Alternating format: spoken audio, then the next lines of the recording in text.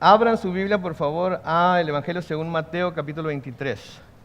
Evangelio según Mateo, capítulo 23. Y mientras ustedes se encuentran en esa porción de la Escritura, vamos al Señor en oración una vez más. Padre Celestial, al abrir tu palabra, como siempre, Señor, pedimos la dirección de tu Espíritu Santo. Como siempre, pedimos que tu siervo mengue y tú crezcas. Como siempre, pedimos que abra nuestro entendimiento y más que ello, nuestro corazón para recibir lo que tienes para nosotros. Que podamos recibirlo, Señor, como lo que es tu palabra, esa palabra viva, esa palabra que nos dice que la fe viene por el creer y el creer por la palabra de Dios. Así es que, Señor, ayúdanos a recibir esa palabra de Dios, ayúdanos a ponerla en práctica en nuestras vidas y ayúdanos, Señor, así poder ser verdaderos testigos tuyos, oh Dios, para que el mundo que tanto te necesita pueda ver a Cristo en nosotros y se sienta atraído a Él, no por lo que nosotros hacemos, sino por lo que tú haces en nosotros. Pedimos todas estas cosas en el nombre de Cristo Jesús y todos decimos. Muy bien, estamos en el capítulo 23 del Evangelio según San Mateo, y el capítulo 23 del Evangelio según San Mateo podemos ver que el Señor Jesucristo está enseñándole a las personas que lo vienen siguiendo, a sus discípulos también, acerca de los fariseos. Y como pudimos ver la semana pasada, algunos de los fariseos todavía estaban ahí alrededor de él, así es que todo lo que él estaba diciendo acerca de ellos lo estaban escuchando. Vamos a ver más adelante, a partir del versículo 13 de Mateo 23, que el Señor se va a dirigir directamente a los fariseos y les da una serie de ayes, ¿verdad? Ay de ustedes fariseos y escribas porque hacen esto, ay de ustedes fariseos y escribas porque no hacen aquello, etcétera, etcétera, etcétera. Y un aye es un día de estos les va a tocar la suya, así es que no lo estaba haciendo el Señor Jesucristo para condenarlos, lo estaba haciendo el Señor Jesucristo, como vamos a ver la semana que entra, lo estaba haciendo para llamar la atención, para que recapacitaran, para que reaccionaran y vieran que lo que estaban haciendo no era lo correcto delante de Él. Y yo creo que eso es lo que todos debemos de anticipar, recibir cuando venimos a la iglesia y estudiamos la palabra de Dios.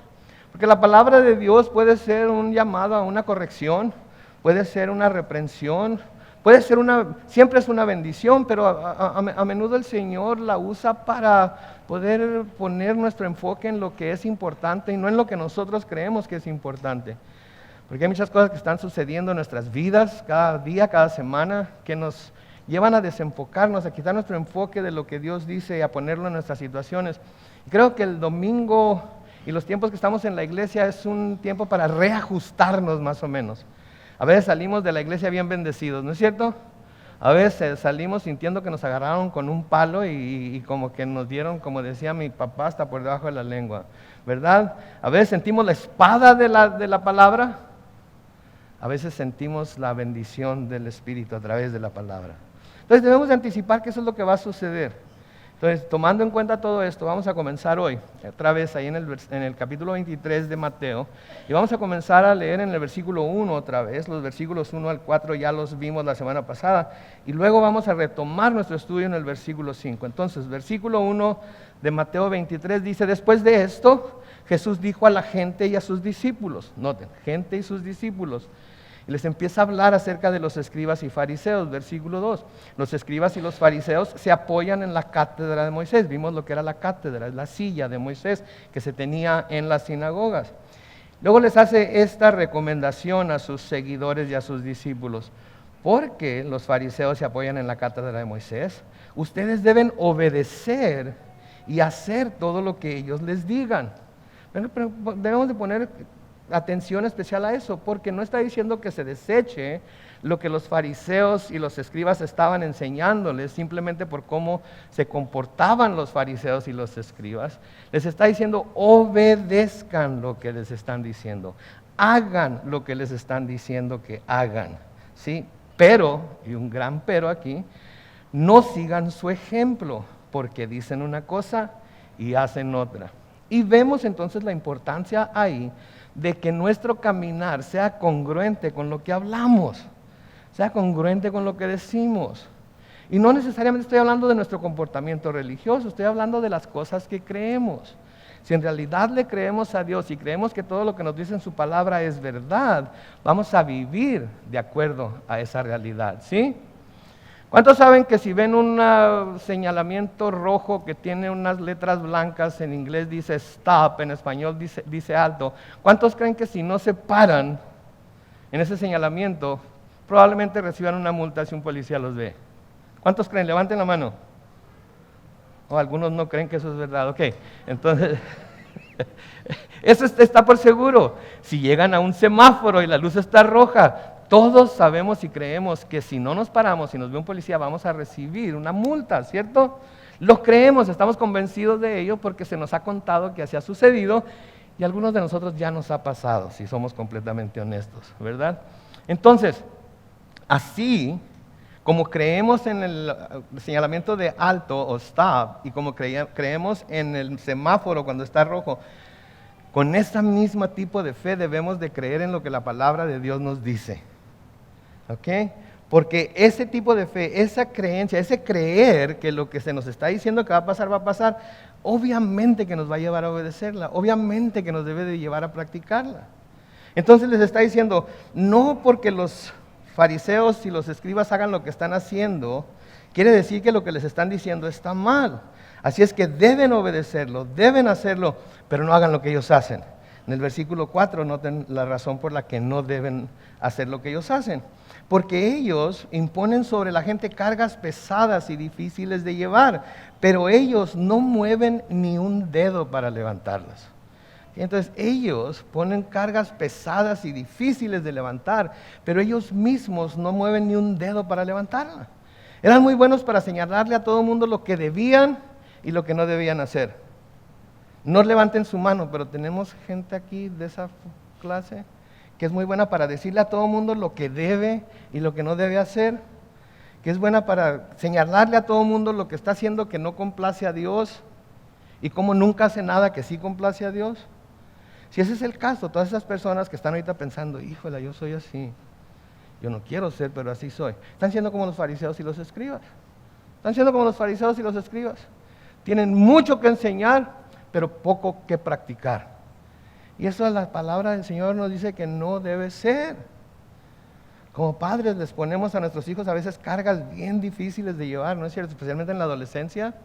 Y se nos olvida a nosotros, cuando nosotros fuimos adolescentes, hacíamos cosas iguales o, no le digan a nadie, peores de las que ellos están haciendo. ¿Sí? Pero les ponemos cargas encima que nosotros mismos no estamos dispuestos a llevar. Y eso va a cansar a la gente tarde o temprano. Lo que les estamos diciendo que hagan o no hagan, ¿es malo para ellos? No, nunca, es para su bien. Pero como ven que nosotros no lo hacemos, ¿qué van a decir? Pues si no lo hace, yo tampoco lo voy a hacer, ¿verdad? Entonces, de la misma manera, lo que los fariseos y los escribas le estaban diciendo al pueblo de Israel era lo correcto, era de acuerdo a la palabra. Lo que pasaba era que ellos no hacían lo que les decían al pueblo que hicieran. Entonces, estas cargas que los fariseos imponían a la gente eran cargas que según ellos la gente debía llevar si querían estar bien con Dios. Pero un tremendo contraste con lo que Jesús había venido a hacer. Porque Jesús vino con el propósito de quitar la carga de aquellos que querían acercarse a Dios, de quitar la carga de la ley de sobre los hombros de la humanidad y de por gracia, ¿sí? Y por medio del Espíritu concederle a la humanidad la habilidad para creerle a Dios y así poder ser salvos. Porque por gracia somos salvos, por medio de la fe, y esto no de ustedes, pues es don de Dios, no por obras, para que nadie tenga de qué gloriarse. ¿Verdad? Entonces, eso es lo que el Señor Jesús vino a hacer. Por eso el Señor Jesús les dice a todos los que están escuchándolo en Mateo capítulo 11, los versículos 28 al 30, no lo van a poner en la pantalla, pero dice, vengan a mí todos ustedes los agotados de tanto trabajar, que yo les haré descansar. Lleven mi yugo sobre ustedes y aprendan de mí, que yo soy manso y humilde de corazón, y hallarán descanso para su alma, porque mi yugo es fácil y mi carga es liviana. Entonces, lejos de imponer cargas sobre la gente, el Señor Jesucristo vino a quitar esas cargas. A veces cargas impuestas por los líderes religiosos, a veces cargas impuestas por ellos mismos, porque creían que con hacer lo que hacían se podían acercar a Dios y congraciarse con Dios. Y el Señor Jesucristo les dice, no. Dejen todas esas cargas. Dejen todas esas cargas. Aprendan de mí. Aprendan que yo muestro mansedumbre, aún con aquellos que no son así conmigo. Aprendan de mí, que yo soy humilde de corazón. Y cuando tengan esa mansedumbre y esa humildad en sus vidas, van a tener descanso para sus almas. Entonces los fariseos, lejos de llevar esas cargas que imponían sobre la gente, solo hacían las cosas que hacían para verse como que sí llevaban esas cargas. ¿Escucharon eso? Los fariseos que imponían estas cargas a la gente, hacían algunas cosas que usaban para aparentar que sí estaban llevando esas mismas cargas, pero no las hacían. Era solamente una apariencia, ¿sí? Aparentaban nada más que lo estaban haciendo, pero no lo hacían. Y si lo hacían con un propósito, no con el propósito de agradar a Dios, sino con el propósito de ser bien vistos por la gente y ser exaltados por la gente, exaltarse a sí mismo. Noten el versículo 5 de Mateo 23. Al contrario, próximas palabras en mi Biblia, Reina Valera Contemporánea, dice: todo lo que hacen es para que la gente los vea. Todo lo que hacen es para que la gente los vea. ¿Sí? Es fácil hacer las cosas bien cuando la gente nos está viendo, ¿no es cierto? Es fácil cantarle al Señor con toda nuestra alma, con todas nuestras fuerzas. Cuando estamos aquí en la iglesia, todo el mundo está cantando. Cuando la música está bien fuerte y nadie nos puede oír, es fácil. Y a veces ni siquiera cuando estamos así le cantamos.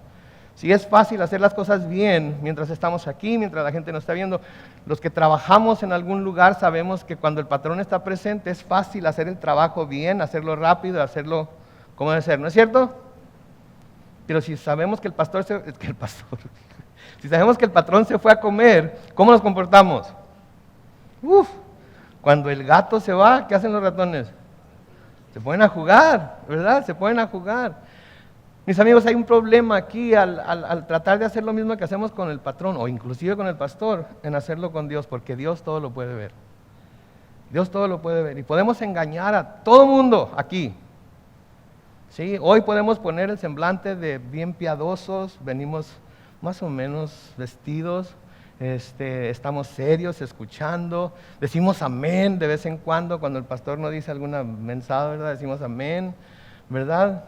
Pero luego cuando nos vamos de aquí, siguen los amenes, sigue el comportamiento, sigue ese espíritu de sujeción a la palabra. Entonces ya cumplí con la iglesia, ahora sí, vámonos a darle, que es mole de olla, ¿verdad? Eso es lo que estaban haciendo. Entonces, todo lo que hacen es para que la gente los vea. Y luego noten lo que hacen: ensanchan sus filacterías y extienden los flecos de sus mantos. Todo lo que hacían, lo hacían para ser vistos por los demás. No solo como hombres piadosos, sino como hombres que eran más piadosos que los demás. ¿Escucharon eso? No solamente como hombres piadosos, sino para parecer que eran más piadosos que los demás. ¿Sí? No les se conformaban con simplemente mostrarse como personas piadosas. Querían por lo que hacían, y vamos a ver que lo que hacían era tan ridículo. Querían que por lo que hacían la gente los viera como más piadosos que todos los demás. ¿Sí? Es como si yo vengo vestido de pipa y guante, dice mi mamá, ¿verdad? Traje, corbata, zapatos de charol, ¿verdad? Para que estén bien boleados y bien cortado el pelo, ¿verdad? Y le empiezo a decirles a ustedes: miren nomás cómo vienen. Caballeros, deberían de venir a la iglesia bien rasurados, deberían de venir échense un poquito de agua en el cabello y peínense, por favor. ¿Verdad? Pónganse traje, pónganse una corbata. Es la iglesia, por amor de Dios. A las hermanas no les voy a decir que se pongan porque todas se miran muy guapas, así es que Dios las bendiga a todas. Tratando de, por mi apariencia, hacer que todo el mundo se sienta mal por cómo ellos vienen vestidos. Eso es lo que los fariseos hacían. Todo lo que hacían, lo hacían para ser vistos por los demás. No solo como hombres piadosos de nuevo, sino como hombres que eran más piadosos que todos los demás. Y el Señor ya había hablado acerca de esto anteriormente, ya había hablado acerca de hacer las cosas para ser vistos por los hombres. No lo van a poner en la pantalla de nuevo, búsquenlo ahí en Mateo capítulo 6, en los versículos 1 al 4. El Señor les dice a sus discípulos y a los que vienen siguiéndolo: cuidado con hacer sus obras de justicia solo para que la gente los vea. Si lo hacen así, su Padre que está en los cielos no les dará ninguna recompensa. Cuando tú des limosna, no toques trompeta delante de ti, como hacen los hipócritas en las sinagogas y en las calles, para que la gente los alabe. De cierto les digo que con eso ya han ganado su recompensa. Pero cuando tú des limosna, asegúrate de que tu mano izquierda no sepa lo que hace la derecha. Así tu limosna será en secreto, y tu Padre que ve en lo secreto te recompensará en público. Lo que el Señor les está diciendo, y de nuevo no hay necesidad de explicarlo, cuidado con hacer sus obras de justicia solo para que la gente los vea. No hagan nada de lo que hacen solo para que la gente los vea. Solo para que la gente crea que usted es la persona más piadosa de la congregación, la persona más piadosa del grupo de alabanza, la persona más piadosa y que más mejor y más largo y más elocuente ora cuando hay un servicio de oración. No, hágalo porque está queriendo tener comunión con el Padre. Hágalo porque lo quiere agradar a Él. No que no le importe lo que piensen los demás, no estoy diciendo tampoco eso. Pero todo lo que hacemos debemos de hacerlo para agradarle a Él. ¿Sí? No para que la gente nos vea, porque si nuestro propósito es que la gente nos vea, hacemos lo que vamos a hacer, nos vio, se admiró de nosotros por lo que hicimos, ahí está la recompensa ya. No esperen que va a haber ninguna recompensa más. ¿Sí? Entonces, aquí el Señor se concentra en lo de la limosna, pero noten que dice, cuando tú des limosna, no toques trompeta delante de ti. ¿Sí? No hagas alarde de lo que das, ni cuánto das. He visto algunas iglesias que ponen las cajas de las ofrendas al frente, y cuando se llega el momento de recoger ofrendas, la gente tiene que pasar al frente para poner sus ofrendas en la caja. Si eso funciona, qué bueno. Pero ¿saben qué pienso yo cuando veo eso? Que toda la gente que está viendo a otra gente levantarse y dar su ofrenda, y quizás esas personas no tengan, no puedan, no tienen trabajo, no les alcanza el dinero, etcétera, no se pueden levantar, y se están sintiendo en sí mismas como que le están fallando a Dios.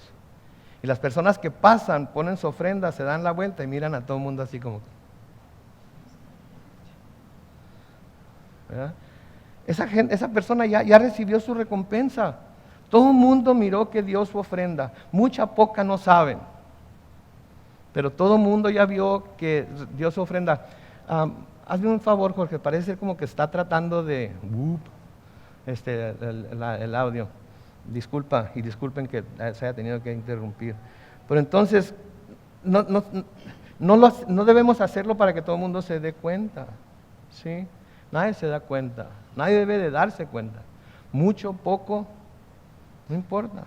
Los pastores, nosotros ni siquiera debemos de contar las ofrendas, ni de abrir los sobres, ni de ver quién da cuánto y quién no da, si dan o no dan. No debemos de hacer eso. Porque aunque no queramos, nos damos cuenta a veces de lo que cada quien da. Y no debemos de dejar que eso nos influencie para nada. Por eso es bueno tener otra gente que cuente la ofrenda, tener otra gente que la deposite, tener otra gente que haga todas esas cosas.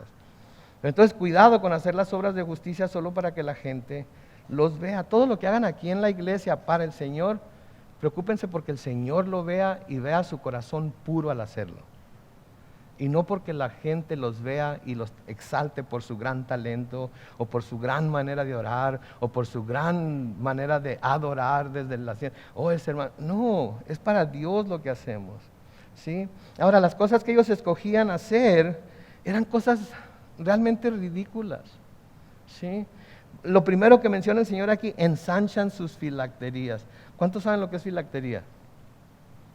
No miren manos. Pongan la primera foto que tengo ahí, ¿sí? Por favor. A ver si se ve el... ¡Ay, la foto! La primera foto. Ok, no se ve el puntito rojo.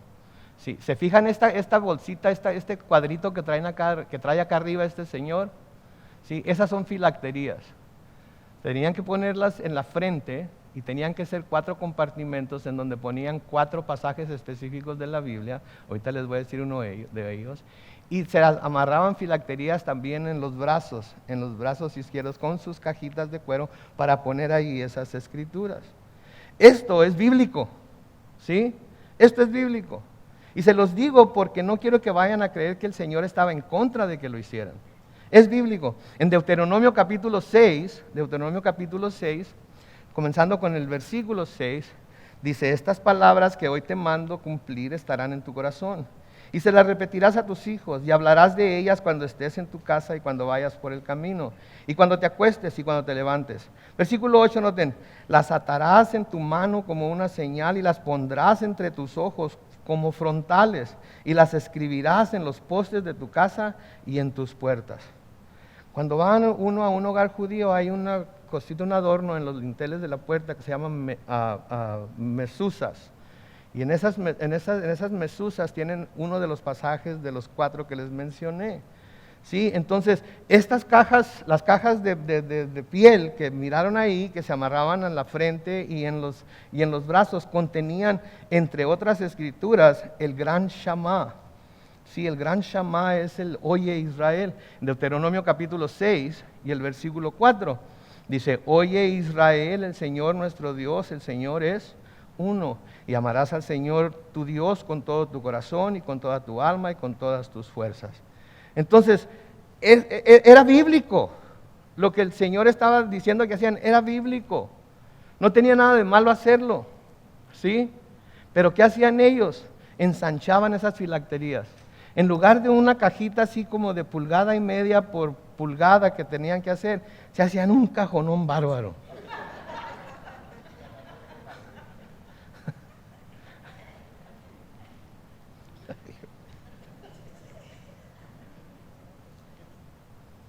No era risa, era amén ahí. No es cierto, no es cierto. En lugar de ponerse esa cajita que vieron que ese hombre traía, se ponían una cajota tremenda. Y no es que la piel pese, pero digo, imagínense, con el cajonón ese, querer ver, querer estar en la sinagoga, estar escuchando las escrituras, etc. Es bíblico traer su Biblia a la iglesia. Es como si un hermano trajera un biblionón bárbaro. ¿Sí? Y diga: yo soy más santo que todos ustedes porque miren nomás el tamaño de mi Biblia. Ustedes son unos hipócritas. Miren nomás la biblita que traen. La están leyendo en su teléfono. Son unos paganos. Trajeron su tablet. Ah, qué falta de reverencia, qué bárbaro. No, a mí me lo dicen porque predico de la tablet. No se lo estoy diciendo porque me lo imagino, se lo estoy diciendo porque se me ha criticado por predicar de la tablet. Pero traigo más Biblias aquí que todos ustedes juntos. No lo estoy diciendo para vanagloria, lo estoy diciendo para los criticones. ¿Okay? Pero ese sería el equivalente. Recuerdo cuando Calvary Chapel, el movimiento de Calvary Chapel comenzó, empezaron a tener, ¿no se acuerdan aquellas cubiertas para la Biblia que tenían sus agarraderitas y todo bien curiositas para guardar sus plumas y todo lo demás? En la iglesia en la que yo iba en Mexicali, ¿cómo criticaban a Calvary Chapel por eso? Decían que era porque estaban avergonzados de la Biblia, porque no querían que no querían que supieran que eran cristianos, etc. ¿En serio? ¿Eso es lo que le interesa a Dios? Que traigamos la Biblia más grandota que podamos traer, que traigamos la Biblia física con páginas. Si la traen, gloria a Dios. Pero si traen su dispositivo para leer la Biblia y lo usan para leer la Biblia, ¿saben qué? Gloria a Dios también. A mí me encanta leer la Biblia en línea porque puedo poner 3, 4, hasta 5 versiones juntas y compararlas todas a la misma. ¿Se imagina la cantidad de tiempo que necesitaría para hacer un estudio de esa manera con Biblias literales? Pero estos camaradas se ponen unas cajononas de piel en la frente y otras cajononas de piel en las manos para mirarse más santos que los demás. Para que la gente los mirara y dijera: ay, mira nomás, qué bárbaro, cómo ama al Señor. Está dispuesto a sacrificarse con ese cajonón de piel. Sí, está dispuesto. Miren, mis hermanos, no seamos como los fariseos. Sí, no vivamos para las apariencias. Ni creamos que porque tenemos que traer nuestra Biblia en carretilla, somos más santos que todos los demás. Les prometo que se me viene hacia la mente de repente. Lo pueden leer en mis notas, no lo tenía ahí.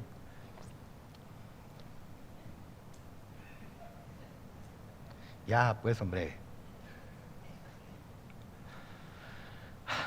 Y luego extendían los flecos de sus mantos. Extendían los flecos de sus mantos. Los judíos tienen algo que se llama el shal de oración. Es un shal que se ponen para orar. Pongan la foto otra vez, por favor. A ver si sirve esta cosa. No, la otra, la primera. Ok, este es el shal de oración. Si se fijan, traen su gorro.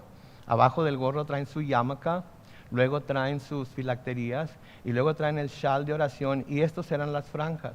¿Sí? Ahora sí, la siguiente foto, por favor. Estas extensiones fue algo que el Señor les mandó hacer. Y no se ve bien porque es blanco, pero estas extensiones fue algo que el Señor les mandó que hicieran. De nuevo, es bíblico.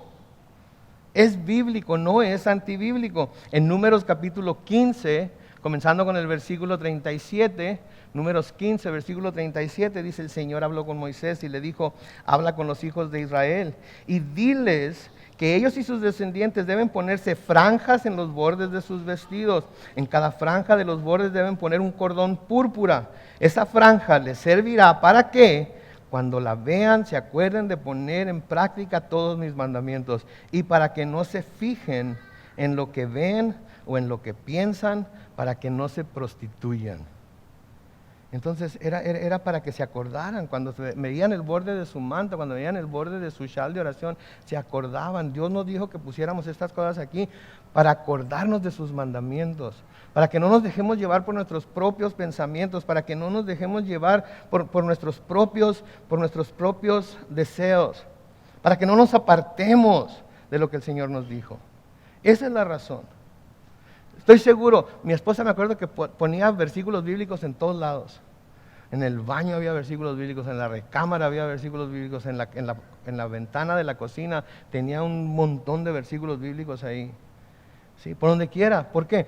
Porque quería que su esposo y sus hijos se acordaran de Dios y de la palabra de Dios. Saliendo de mi casa hay una cosa ahí que es un adorno que dice: pero mi casa y yo serviremos a Jehová. Y lo tengo como 3, 4 veces, nada más en la sala. Cuando voy a prender la televisión, ahí está. Cuando voy a limpiar encima de la chimenea, ahí está. Cuando voy saliendo de la casa, ahí está. Cuando voy entrando a la casa, ahí está. ¿Por qué? Porque me sirve para no olvidarme de que yo he decidido que mi casa y yo serviremos a Jehová. Pero ellos se ensanchaban las orillas de sus mantos. Las hacían lo más largo posible. Eran como la princesa Diana cuando se casó. Digo, ¿qué tan largo necesita hacer un velo? ¿Ok? ¿Qué tan largo necesita hacer el tren del vestido de novia? ¿Sí? Pero eso era lo que hacían las novias, pues para verse mejor, para ser princesas, etcétera, etcétera. No me lo tengan. Si usted se va a casar y va a traer una cola bien larga, arránquese, ¿ok? No estoy diciendo eso. Pero ellos se lo ponían para que todo el mundo dijera: mira, ¿cómo será su vida de oración? Mira nomás las franjas de su manto. Mira nomás lo largo que son. Es como la gente que anda con sus, ¿cómo se llaman las bolitas esas? ¿Rosario? No sé, pero las traen para todos lados.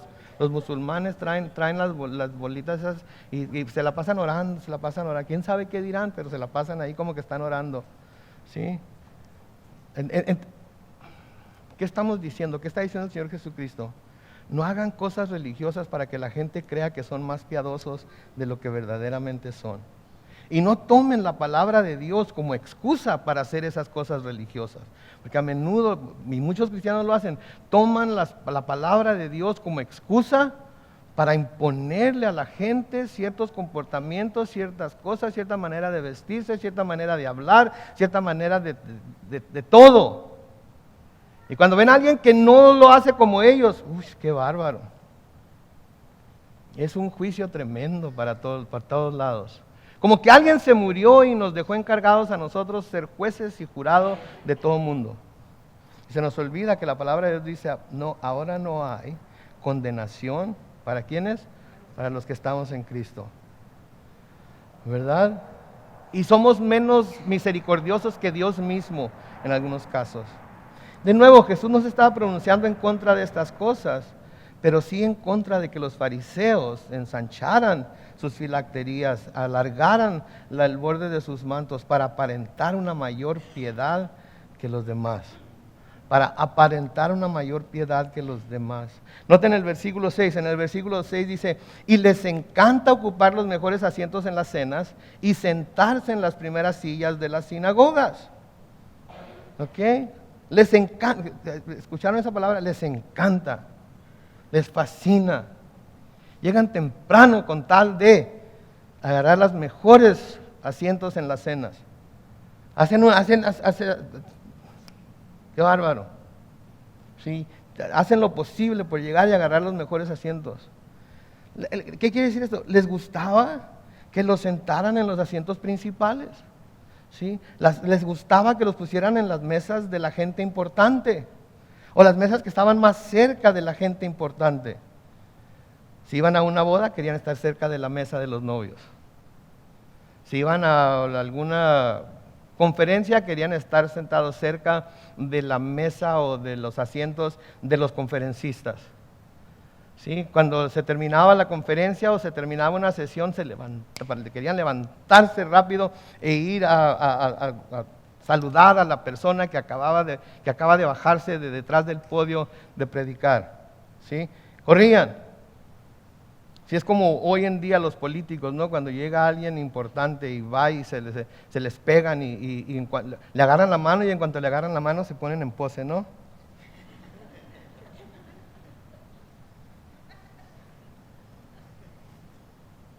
¿Verdad? O los que quieren sentar en un ladito de la mesa de los novios porque saben que a los novios les van a servir primero. Y luego de ahí se desparrama. Eso es lo que quiere decir el Señor, ¿sí? Aquí, los mejores asientos. Y todo esto tenía que ver con la autoexaltación y el orgullo vanaglorioso de los fariseos, que era uno de los pecados dominantes en su corazón.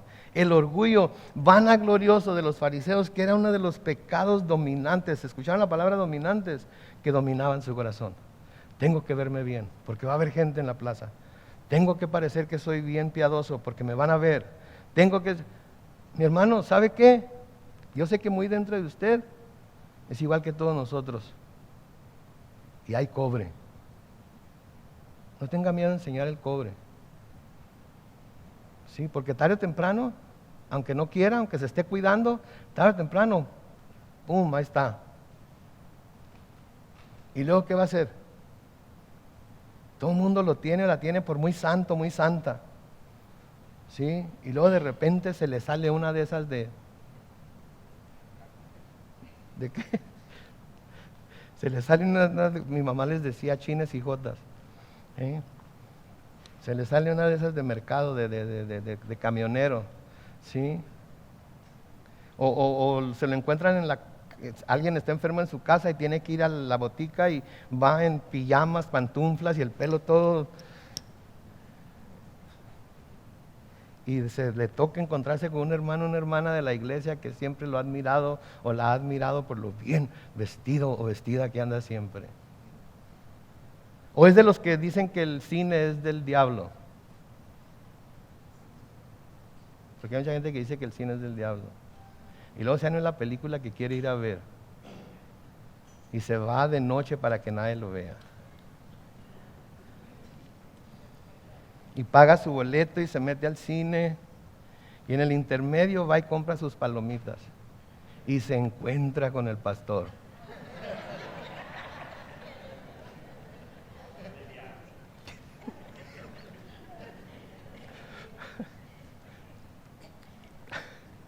Y esto es lo que pasa. En lugar de ir a decirle al pastor, pastor, ¿qué anda haciendo usted aquí? Se esconden para que el pastor no los vea. ¿Dónde? Si yo nada más voy para ver quién va.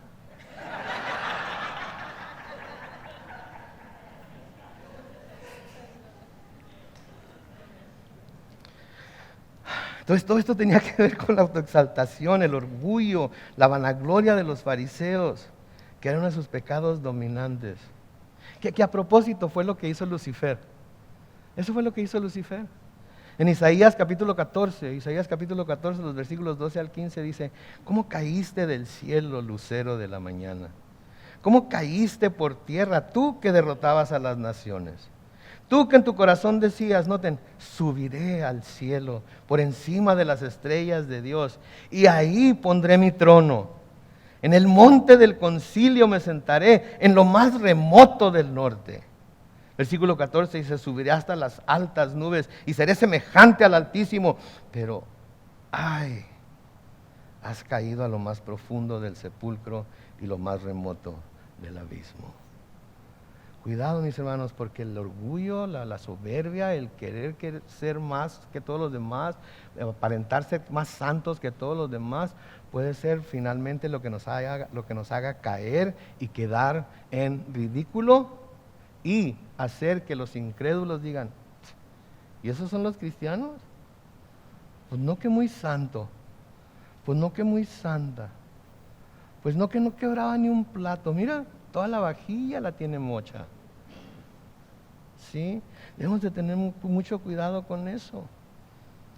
Sí, la soberbia, el orgullo. En Lucas capítulo 14, los versículos 7 al 11, Lucas 14, 7 al 11, noten que dice, cuando Jesús vio que los invitados a la mesa escogían los mejores lugares, les contó una parábola. Cuando te inviten a una boda, Señor Jesucristo hablando aquí, no vayas a sentarte en el mejor lugar, no sea que otro de los invitados sea más importante que tú. Y cuando venga el anfitrión te diga, dale tu lugar a este otro. Porque entonces, con toda vergüenza, tendrás que irte a ocupar el último lugar.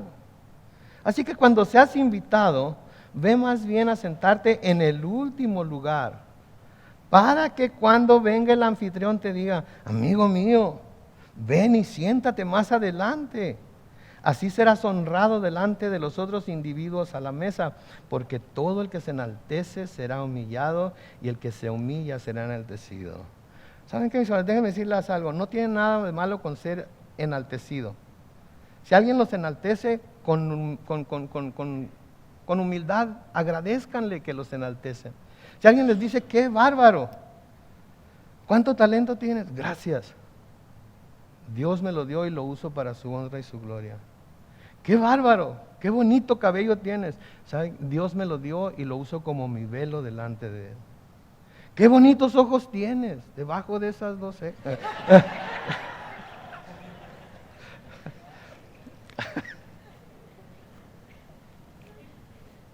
Gracias. Dios me los dio.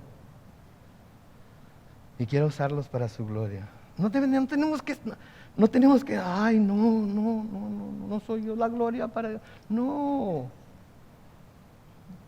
Déjese ser querido, déjese ser exaltado, pero que ellos lo exalten y no se exalte usted mismo.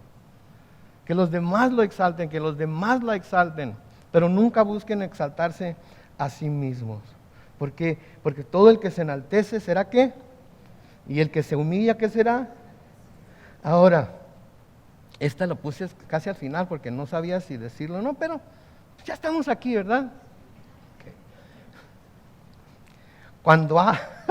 Pongan atención, ¿ok? Cuando habla de las primeras sillas en la sinagoga, no está refiriéndose a la primera fila, ¿ok? Así es que no venga y me diga, pastor, yo nunca me siento en la primera fila porque es bíblico, ¿ok? El Señor dijo que no nos sentáramos en las primeras filas. No, mis hermanos, no está hablando de eso.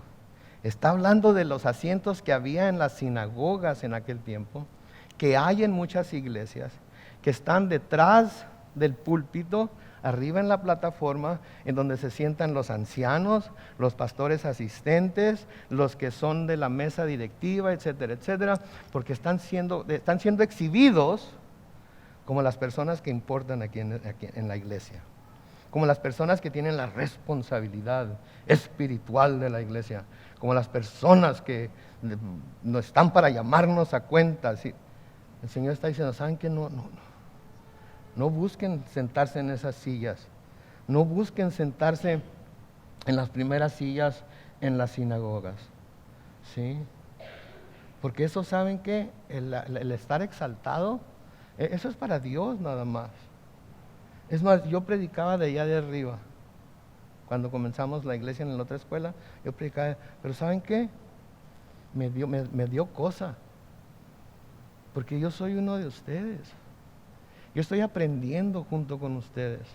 Todo esto que les estoy diciendo no es así como que se abrió el cielo y miré el dedo de Dios escribido. No, el Señor me enseñó a mí primero y me lo dio para que yo se los dé a su vez a ustedes, inspirado por el Espíritu Santo. Aún las mensadas que a veces digo, ¿sí? Yo no soy más que ninguno de ustedes. Me pueden decir pastor, pero si quieren, y me gusta más que me digan hermano, porque antes de ser pastor soy hermano en Cristo de todos ustedes. ¿Sí? Entonces lo que les está diciendo, no busquen ser exaltados. ¿Se acuerdan cuando la madre de Juan y Jacobo le pidió a Cristo que en su reino les concediera sentarse a sus hijos, uno a su izquierda y otro a su derecha? Sí, cuando los otros 10 oyeron esto, ¿se acuerdan? Lo estudiamos en Mateo capítulo 20. Cuando los otros 10 oyeron esto, se enojaron. Y en Mateo 20, no lo van a poner en la pantalla, pero se los voy a leer porque ahí lo tienen en Mateo, pueden buscar unas cuantas páginas a la izquierda. En Mateo 20, versículos 25 al 28, dice, entonces Jesús los llamó a los otros 10 y les dijo, como ustedes saben, los gobernantes de las naciones las dominan. Y cuando habla de las naciones, obviamente no está hablando de la geografía, está hablando de las personas que viven en esa nación. Y los poderosos les imponen su autoridad.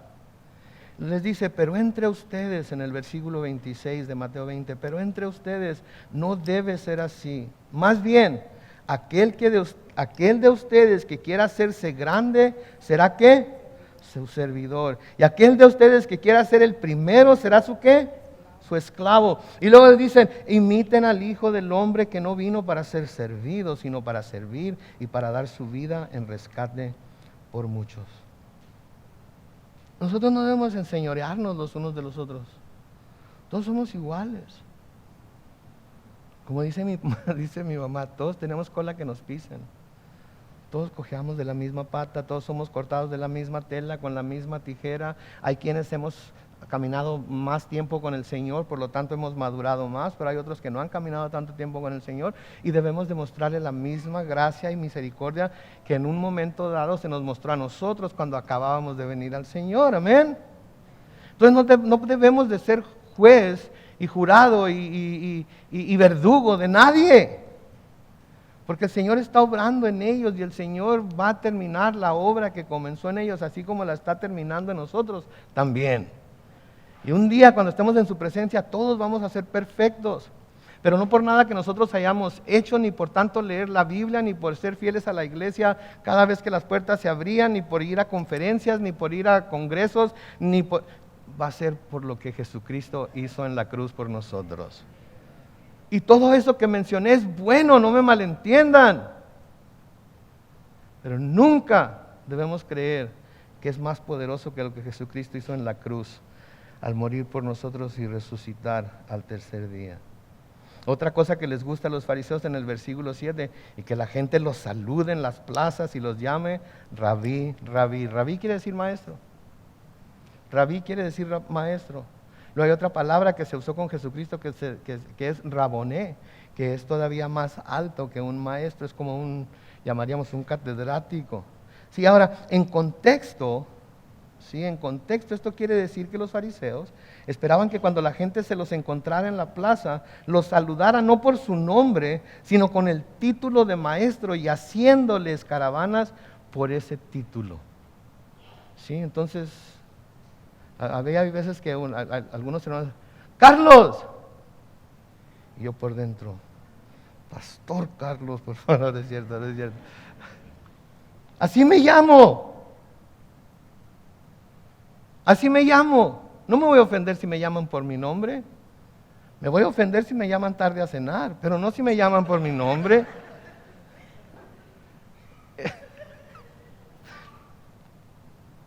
¿Serio? Maestro fulano de tal. Hoy mi doctor le dicen Dr. B. Desde que con la primera vez que fui me dijo, se apellida Banacorsi. Y doctor esto, doctor Banacorsi esto, doctor. Dr. B está bien. Pero hay doctores, hay licenciados, hay congresistas, hay que... Oiga, don doctor, por favor. Licenciado, por favor. Ok, está bien. Si eso es lo que... Está bien. ¿Ah? Pero el Señor dice, entre ustedes no debe ser esto. No debe ser esto. Así es que llámeme como quiera, ya le dije. Nomás no me llame tarde a cenar, ¿ok? Noten lo que les dice en el versículo 8, pero ustedes no busquen que los llamen rabí o maestro, porque solo uno es el maestro de ustedes, que es el Cristo. Y luego noten las últimas palabras de ese versículo, todos ustedes son hermanos. De nuevo, está hablando de que no se le llame maestro a nadie, sino, de nuevo, no está hablando de que no se le llame maestro a nadie, sino que no se busque el reconocimiento del título de maestro. Si usted me quiere llamar maestro, está bien. Si usted me considera su maestro de la Biblia, está perfecto, yo no tengo ningún problema con ello. Gracias, se lo agradezco. Estoy aquí porque Dios me ha puesto aquí y le doy gracias a Él que me ha dado la habilidad para hacerlo. Sí, pero no espero que, ay, maestro, ¿le puedo hacer una pregunta, maestro? Maestro, que fue albañil, ¿verdad? No, maestro, ¿le puedo hacer? No, para nada, por favor, porque solamente hay uno que merece ese nombramiento y hay uno que merece ese título en realidad y es uno el que merece la alabanza por ser el maestro por excelencia, que es el Cristo. Sí, versículo 9 dice, ni llamen padre a nadie en la tierra porque solo uno es el Padre de ustedes y Él está en los cielos. Ok, que no llame padre a nadie. Entonces, ¿cómo llamo a mi papá? ¿Juan? ¿Jefe? ¿Cómo lo llamo? De nuevo, acuérdense, contexto. El hecho de que en el último versículo, en el versículo 8, las últimas 4 palabras diga, todos ustedes son hermanos, quiere decir que no nos debemos de tratar ninguno al otro como más que ningún otro. ¿Sí me explico? Claro, debemos respetar a los ancianos, debemos respetar a la gente mayor que nosotros, debemos respetar a los, debemos respetarnos todos, pero quiere decir que no nos vamos a poner ninguno de nosotros en un plano más alto que todos los demás. De nuevo, este principio de no llamar a nadie padre no se puede aplicar universalmente en todas las situaciones, porque en otras partes de las Escrituras se usa este título para describir a los progenitores de las personas, ¿verdad? ¿Cuál es el primer mandamiento con promesa? Honra a tu padre y a tu madre. Si no se le puede llamar a nadie más padre, entonces se está contradiciendo la Biblia, ¿no es cierto? Y el Señor está en contra de lo que ya Dios estableció en sus mandamientos. Entonces, obvio que no está hablando de no llamar a nadie más padre. Tampoco está hablando de no llamar a alguien padre, de no reconocer a alguien como padre espiritual. ¿Sí? Porque Pablo se llamó a sí mismo padre de los creyentes. Noten 1 Corintios capítulo 4 y el versículo 15. 1 Corintios 4, 15. Porque aunque ustedes tengan 10,000 instructores en Cristo, no tienen muchos padres, pues en Cristo Jesús yo los engendré por medio del Evangelio. ¿Quién los engendró? Pablo. Se llama padre de los Gálatas, se llama padre en Filipenses. Entonces no está hablando, ni siquiera está diciendo que no debemos a llamar a nadie padre espiritual, porque de nuevo Pablo se llamó a sí mismo padre, pero lo que Pablo no hizo fue demandar de quienes él consideraba sus hijos espirituales que le dieran la honra que solo sus progenitores merecían, y mucho menos que le dieran la honra que solo Dios como Padre merecía.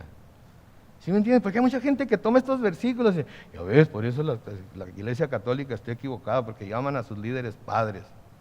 Ok, vamos a aceptarlo. Pero Pablo se llamó a sí mismo Padre. Pastor, entonces ¿usted qué onda? ¿Qué cree de los católicos? ¿También están mal? ¿Qué onda? ¿Tiene preguntas de esas? Hable conmigo después. Con mucho gusto les contestaré esas preguntas. Ahorita no viene al caso porque no está en el contexto de nuestra enseñanza. Versículo 10 dice, tampoco se hagan llamar maestros, porque solo uno es su maestro y es el Cristo. Ya vimos de lo que está hablando ahí. Y en el versículo 11 dice, el que sea más importante entre ustedes, ¿qué dice? Sea siervo de todos. Yo preguntaría, ¿quién quiere ser el más importante en esta iglesia? Levante su mano, por favor, ahorita. Ahorita lo nombramos como la persona más importante de esta iglesia. Por favor, si alguien quiere que lo proclamemos la persona más importante de la iglesia, levante su mano ahorita y le ponemos una silla allá enfrente para la próxima semana. No tiene nada de malo querer ser el más importante en esta iglesia. Pero la forma en la que va a demostrar que puede ser la persona más importante en esta iglesia es como sirviendo a todos los demás. Así es que es más importante para mí las personas que llegan a las 8 de la mañana a empezar a acomodar sillas, a empezar a poner las cámaras, son más importantes para esta iglesia que yo mismo, porque les digo una cosa, si yo llego a faltar porque choqué en el camino para acá, porque me dio un infarto, porque el Señor me llamó a su presencia anoche, que obviamente no, porque aquí estoy, pero a lo mejor la próxima semana. ¿Saben que hay hermanos aquí que en un momento dado pueden ponerse de pie y decir, el pastor se encuentra indispuesto y yo voy a dar la palabra de Dios hoy? Y estoy seguro que nadie se iba a levantar, no, pues si no es el pastor, entonces chale, ya me voy. Pero si uno de ellos no viene, si el que sabe conectar todo este alambrerío que está acá no viene, no vamos a tener música amplificada. Si el hermano que se encarga de conectar la cámara y el internet y anda batallándole ahí para que todo salga, si él no viene, sabe que no lo vamos a poder transmitir, ni lo vamos a poder grabar, ni lo vamos a poder subir a YouTube mañana. Yo no tengo que estar aquí. Ellos necesitan estar aquí. ¿Y cómo demuestran su importancia para la iglesia? Sirviéndoles a todos ustedes. Sirviéndoles a todos ustedes. Esta es la marca del siervo. Esta es la marca de los principales. Y eso era lo que los fariseos no hacían. Mis hermanos, les digo algo, les voy a confesar algo. Yo quiero que todos ustedes se vean como importantes para este ministerio. Quiero que todos ustedes se vean como importantes para este ministerio. Pero si quieren ser importantes, si quieren ser reconocidos, va a ser únicamente porque están dispuestos a servir a este ministerio. Nada más para que se den cuenta, ¿cuántos hermanos tenemos aquí ahorita que son parte del ministerio de hospitalidad? Levanten su mano. Son parte del ministerio de hospitalidad. 1, 2, 3. Levanten su mano, no sé. Pónganse de pie. Pónganse de pie todos. ¿Los están viendo? Estos hermanos están aquí para recibirlos a veces. Si necesitan oración, ustedes pueden ir con cualquiera de ellos para que oren por ustedes y con ustedes. ¿Sí? Ellos son importantes. Tomen asiento, por favor. Ellos son importantes. ¿Sí? Porque la oración es lo más importante que podemos tener en la iglesia. Por eso nos estamos reuniendo 15 minutos antes para orar. ¿Sí? Si yo no aparezco por aquí un domingo, ¿sí?, va a tener el mismo efecto en la iglesia que el sacar el dedo de un balde de agua y taparse el hueco que quedó ahí. El agua se va a juntar y ¿qué va a pasar con el hueco que había quedado ahí? Va a desaparecer. Va a haber 2, 3 hermanos que yo predico. No, yo ya estoy listo. No, ya estaba preparando yo algo. Hace rato que tengo como 20 mensajes. Nomás que el pastor no me ha querido, pero ya estoy listo.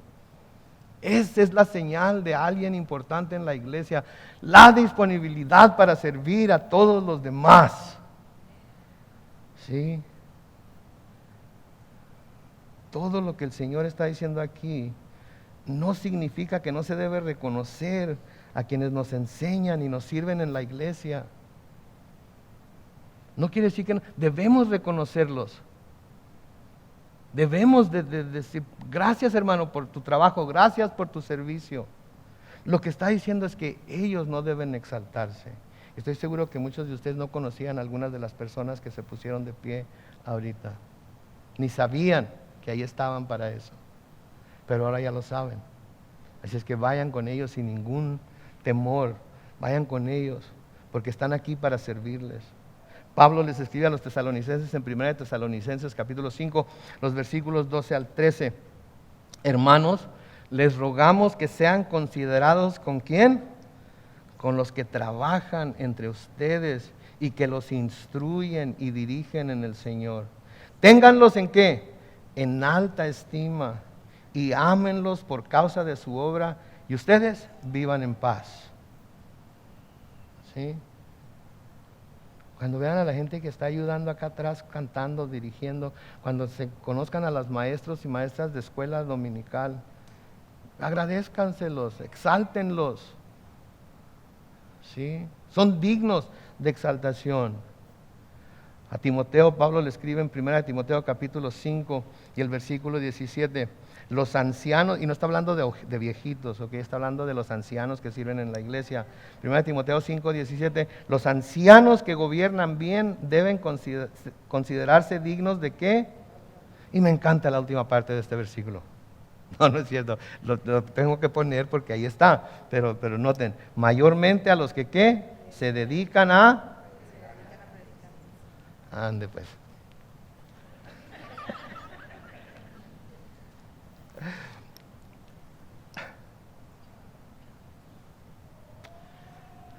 Dios no está diciendo que no exaltemos a quienes sirven y merecen ser exaltados.